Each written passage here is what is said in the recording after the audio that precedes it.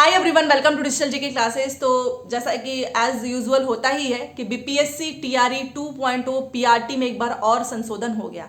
मैंने मॉर्निंग में ही बोला था कि देखिए संशोधन होते रहेंगे और ये लोग डेली रात में शाम के समय ही संशोधन करते हैं। दोबारा से इन्होंने बीपीएससी पीआरटी के सिलेबस में बहुत बड़ा बदलाव कर दिया। देखिए वो शायद गलती से ही इनसे हो गया होगा, इतनी जल्दीबाजी में करने की क्या ही जरूरत है। बट चलिए बता देते हैं कि क्या क्या चीजें चेंज हुई हैं। वही सेम जैसा बीपीएससी 7 फेज में सिलेबस था वैसा ही एज इट इज है आपका। बस हाँ, एक चीज चेंज है कि एक ही दिन पेपर होगा, 150 नंबर का है, जिसमें से आपका 30 नंबर जो है भाषा वाला जो कि क्वालिफाई करना है, बाकी जो आपका 120 नंबर का जीएस है। तो आप समझ सकते हो जीएस की इंपॉर्टेंस कितनी ज्यादा हो चुकी है, क्योंकि अब आपका फिर से सिलेक्शन डिसाइड कौन करेगा, वही आपका जीएस वाला पोर्शन। और जीएस तो एक पूरा बड़ा समुंदर है, तैयारी कहाँ से करें, कहाँ से पढ़ें, ये भी आपके बहुत ज्यादा सवाल आते हैं। तो ये भी मैं आपको बताना चाहूंगी। इसके लिए आप टीचिंग परीक्षा जो ऐप है उसे डाउनलोड कर सकते हैं, वहां पे कोर्सेज आपको मिल जाएंगे, आप उसे बाय कर सकते हो। कोर्स काफी अच्छा है, दानी सर के द्वारा सारी चीजें प्रोवाइड कराई जा रही हैं। यहाँ पर आपको live classes, recorded, doubt session, PDF सब कुछ मिलेगा। कोर्स के बारे में कुछ अच्छी चीजें मैं आपको बताना चाहूंगी। इसकी सबसे अच्छी चीज ये है कि अगर पीआरटी की भर्ती चाहे अगले साल आए उसके बाद कभी भी आए तब तक के लिए वैलिड रहेगा। साथ में जो पहली भर्ती हुई है बीपीएससी 7th फेज, वो भी आपको कंटेंट इसी कोर्स में मिल जाएगा। ये लोग पूरा बैच अपना कंप्लीट करा देंगे, पूरा कोर्स नवंबर में ही। एंड दिसंबर में जो इनका रिवीजन बैच स्टार्ट होगा 300 चार्ज है, उसके लिए भी आपको पेमेंट देने की जरूरत नहीं है। बट इसका फायदा आप आज ही उठा सकते हो। अगर आज आप बाई करोगे तो सारी चीजें आपको फ्री में मिलेंगी इसी कोर्स के साथ। अच्छा, इसमें एक चीज और मैं आपको बताना चाहूंगी, 120 पे ही आपका मेरिट बनेगा, तो 120 नंबर की पूरी तैयारी अच्छे से होगी। साथ में आपको लैंग्वेज भी पढ़ाया जाएगा, जो भी आपके मन में डाउट होगा वो भी सारे क्लियर हो जाएंगे। तो यहां से आप अपनी तैयारी स्ट्रांग कर सकते हैं। सारी चीजें आपको मेरे डिस्क्रिप्शन बॉक्स में मिल जाएगी, वहां से चेकआउट जरूर करें। तो सारी चीजें तो आपको पता ही चल गई कि किस तरीके से आपको तैयारी करनी है। बट मैं यहाँ पर एक चीज ऐड करना चाहूंगी कि आखिर में जैसे कि आपके क्वेश्चंस आते हैं कि चलो सिलेबस बदल दिया इन्होंने, अच्छी चीज है कि इतने ज्यादा कंफ्यूजन हो रहा था कि कहाँ से कैसे पढ़ें। और लैंग्वेज में अब कोई डाउट मत रखना, इंग्लिश है और हिंदी, उर्दू बांग्ला है। एंड अगर इसमें आप 9 नंबर लेकर आते हो, भाषा में 9 नंबर लेकर आना अनिवार्य है, अदरवाइज आपका जो 120 वाला है वो भी चेक नहीं होगा। मान लीजिए आप 9 नंबर लेकर आते हैं या उससे ज्यादा लेकर आते हैं, आप बस वो काउंट नहीं होगा। बट जो 120 नंबर का जीएस है, यहाँ पे आप ज्यादा से ज्यादा नंबर लेकर आओ, क्योंकि देखो कंपटीशन बहुत ज्यादा है। अनरिजर्व सीट में 1088 सीट है, तो उस बेस पे कंपटीशन बहुत बढ़ जाएगा। एंड सेकंड थिंग कि एलिजिबिलिटी तो हमेशा से मैंने वही बताया है, कुछ भी चेंज नहीं हुआ है, बस इन लोगों ने सिलेबस में संशोधन किया है। मुझे तो मैं तो यही सोच रही थी कि अभी जब सुबह में ही वीडियो बना रही थी कि शाम तक इनका कोई ना कोई संशोधन आ ही जाएगा, और देखो हो ही गया। तो आपको क्या करना है, पढ़ाई के साथ साथ अप टू डेट भी रहने की जरूरत है, क्योंकि अगर आप अपडेटेड ही नहीं रहेंगे, आप चेक नहीं करेंगे, तो आप में से बहुत सारे लोग तो वही जो इन्होंने पहला नोटिफिकेशन निकाला था ना सिलेबस का कि 80 नंबर का आपका हिंदी, उर्दू, बांग्ला, तो वही उसी के हिसाब से तैयारी होती जाएगी।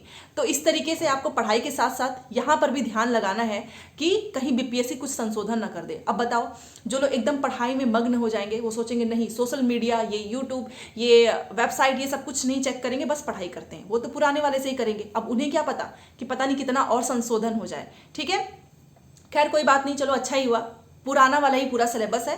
और आप में से बहुत सारे लोगों के पास तो नोट्स भी होंगे, चाहे आपका जीएस का हो या लैंग्वेज के लिए बहुत ज़्यादा पढ़ने की जरूरत नहीं है। 120 की तैयारी अच्छे से करो। जो भी आपका एसएसटी है, चाहे वो आपका मैथ हो, हिंदी है, हिंदी तो आपने उसके लिए तैयार किया ही होगा, आपका ये साइंस हो गया, ये सारी चीज़ें आप अच्छे से पढ़ना।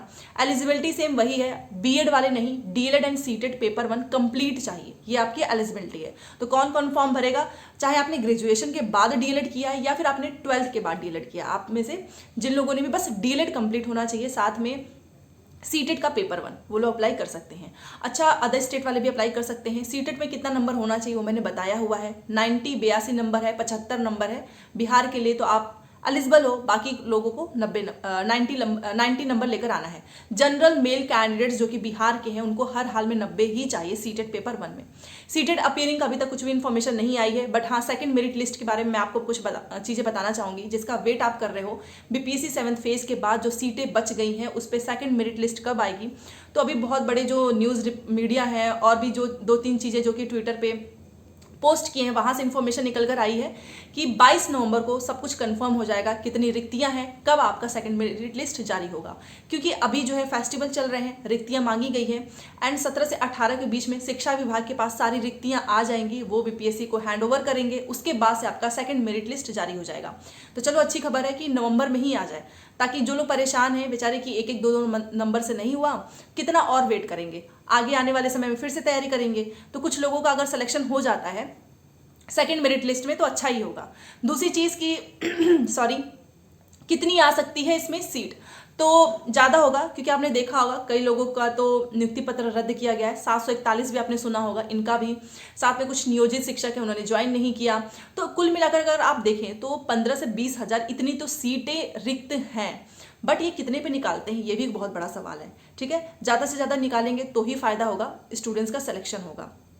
तो आपने देखा ही होगा कि अभी और आने वाले समय में कितना संशोधन होता है। सीटेट अपियरिंग की भी मांग चल रही है, किसी दिन उनकी भी मांग को सुन लिया जाएगा और फिर एक और संशोधन होगा कि अब सीटेट अपियरिंग वाले भी फॉर्म भर सकते हैं, क्योंकि वो धरना प्रदर्शन कर रहे हैं, अपनी मांग को रख रहे हैं। सारी जो भी अपडेट आएगा मैं आपको अपने चैनल से बताती रहूंगी। तो चैनल को सब्सक्राइब करके प्लीज वीडियो को लाइक कर दीजिएगा, सो दैट आपको अपडेट मिले, क्योंकि इस समय पढ़ाई के साथ साथ अवेयर भी आपको बहुत रहना पड़ेगा, क्योंकि कब क्या संशोधन हो जाए, एग्जाम की डेट बढ़ जाए, क्या हो जाए, किसी को कुछ नहीं पता है।